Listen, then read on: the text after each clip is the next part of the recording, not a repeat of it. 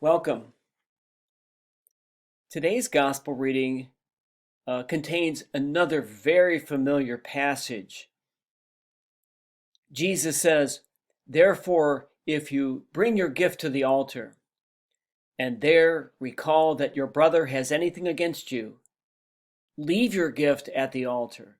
Go first and be reconciled with your brother, and then come and offer your gift." In this passage, Jesus is reflecting one of the themes of the Old Testament prophets.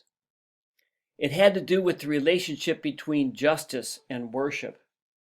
Prophets like Hosea would rail against the people of Israel by saying that God did not accept their worship if they did not practice social justice, if they did not take care of the poor, the widows, and the orphans, the needy among them, that their worship was empty, that it didn't mean anything to God unless they practiced social justice.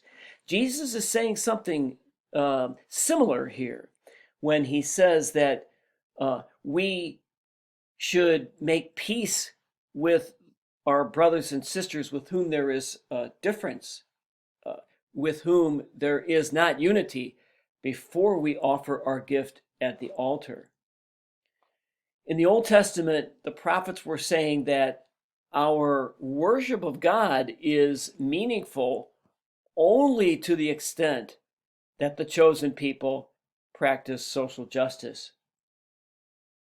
In this passage, Jesus is saying that unity with God, being at peace with God, only goes so far as our unity and our peace with one another.